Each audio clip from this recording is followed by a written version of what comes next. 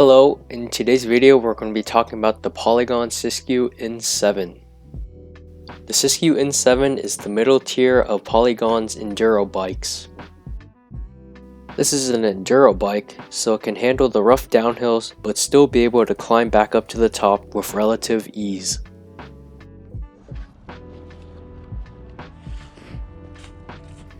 To start off with, the value that you are getting of these bikes is great. If you compare the specs to a bike store brand, you'll be blown away by the price difference. The drivetrain supplied on this bike is the Shimano 12-speed Dior. From experience, Shimano drivetrains seem to last way longer and shift better as they age compared to SRAM. The Dior rear derailleur has an adjustable clutch so the chain never falls off the chainring. The cassette is steel so it'll last longer than aluminum cassette, and the shifts are butter smooth. On my old bike, I had the 2017 Fox 36 with the grip damper and with the better NA2 air spring. This is the first Yari I've ridden that's been set up for me, and so far I'm loving it. It soaks up all the chunk on the trail and handles everything I throw at it. This fork has the 2021 C1 air spring and I'm super impressed with it.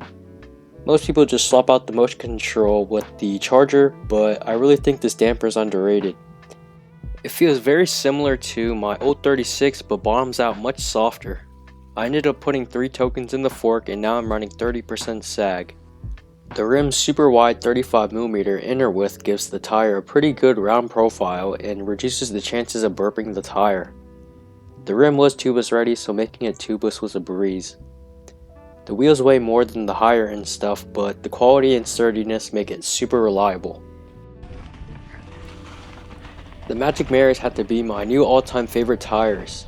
I came off of the Maxxis Assegais and the Marys seem to have better grip in the loose dirt. The sidewalls are super thick and adds extra confidence when turning hard into a berm or riding through gnarly downhills. My standard pressures are 30 psi rear and 25 psi front, but the sidewalls on these things are super thick and durable, so I've been able to run lower psi without the chances of dinging them. I run 25 psi in the rear and around 21 psi in the front. The hubs attached to the wheels are Shimano Diors. They have good points of engagement and from what I've heard they are super reliable. They also sound really good.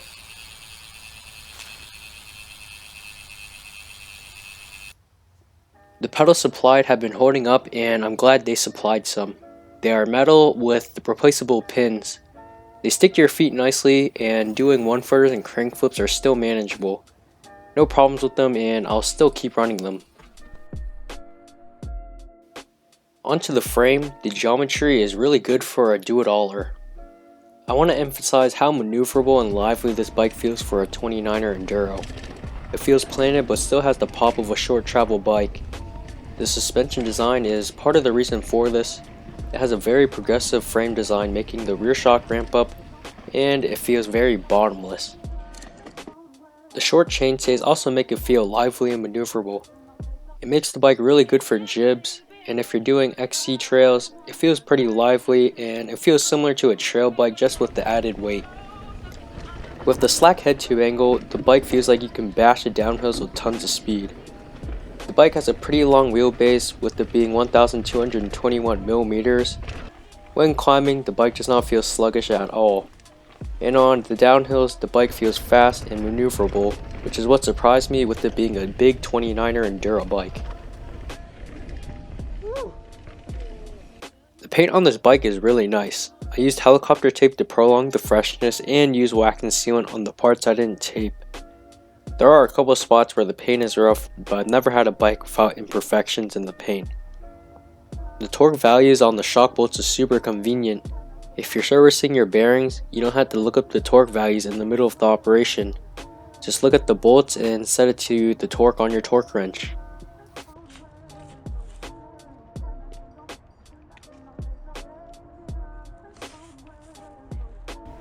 If you watched the unboxing video of this bike, you would have seen the dilemma I went through. To make a long story short, when I bought the bike, it was listed it comes with a DPX2 rear shock, but what came on the bike was a DPS. I got a $200 refund for false advertising and the price difference between the two. I also had to wait an extra week and a half after the bike came just in case I had to return it. So now on to the actual bike. The first thing I noticed when I hopped on this bike was the cable rattle.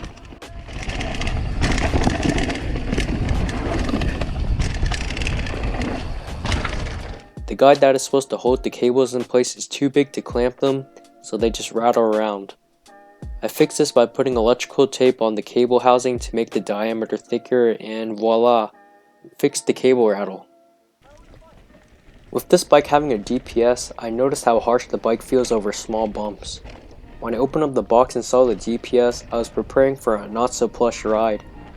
The shock gets heated up pretty fast with it not having a piggyback, and I noticed every time I bottom out, the rear shock loses 5 psi. I tightened up the Schrader valve and seemed to help a bit, but I will have to get it warranted once I get a new shock. After rinsing the bike down for the first time, the grips got water in them and started to slide around.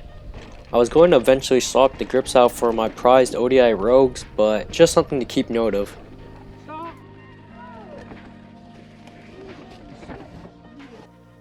The entity seat that came with this bike was pretty comfortable, but had a major flaw. The seat has two curves on the back, making it super sketchy when you lean back over the seat. The curves catch your shorts leg holes and makes up for a very sketchy moment. I've had this happen multiple times and decided to change it out for a WTV Volt. If you have any suggestions on a comfortable seat, drop it down in the comments below, cause WTV Volt is not working for me. If you haven't seen already, I swapped the dropper post out for a smaller travel one. The bike comes with a Trans-X 170mm, but the post stuck out the frame even when pushed as low as it could. If the dropper sat flush with the seat tube, it worked for me, but it didn't, so I'm using a 150mm dropper. I'm 5'10", this one still sticks out a bit, but with the less travel, it fits me perfectly.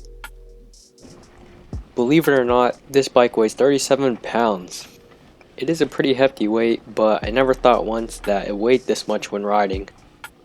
I wouldn't base the weight on whether or not to purchase this bike. You could easily drop a couple of pounds with less heavy duty tires. When assembling the bike, there was a scratch on the lowers where the sticker is. Luckily only the sticker was damaged. If you end up purchasing one, make sure to give it a thorough check to see if there's any damage from shipping. The brake levers are a bit long for my liking. The lever is a bit harder to pull for one finger braking and doesn't feel too ergonomic since they are meant for 3 to 4 finger braking. Eventually I'll upgrade to the Shimano M6 1000 levers, but I don't feel like messing with them yet. Since we're talking about brakes, the bike is equipped with 180mm rotors front and rear. I would prefer the front rotor to be around the 200mm size since most enduro bikes on the market have them. I haven't yet overheated them, but I haven't done super long downhills yet. Many of my friends have the same dropper lever as the one that came with this bike, and after a while they become pretty crusty. So far mine's running smooth, but once it starts getting to that point, I'll either get the Wolf Tooth or the P&W dropper lever. If you like riding without a hydration pack or book bag, you are out of luck. The N7 has no water bottle mounts on the inside of the frame nor the down tube. I found a solution for this at Walmart. It's a Velcro strap-on water bottle cage, and I've used it on my old bike for over a year now, and it's holding up just fine.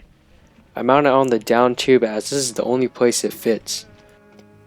With all that being said, this is the most capable, fun, and fast bike I've ridden, and I'm super satisfied by it. It might not have the bling components that the N9 has, but with the extra money saved, you can make the bike your own. No new bike is perfect until you start customizing it and making it your own. Frame wise, I feel like this bike is perfect for me. It jumps really well, it's super capable for enduro, I can do some jibs, and it can still get me to the top when XC season starts. So if you're looking for a do-it-all bike with a good build spec, but you want to save some money, this bike is for you. I'll start changing some bike parts out in the next month or two. If you want to see the bike in action and the upgrades I'll make to the bike, make sure to subscribe so you don't miss out. If you have any questions, drop it down in the comments below. I hope this helped, and thanks for watching.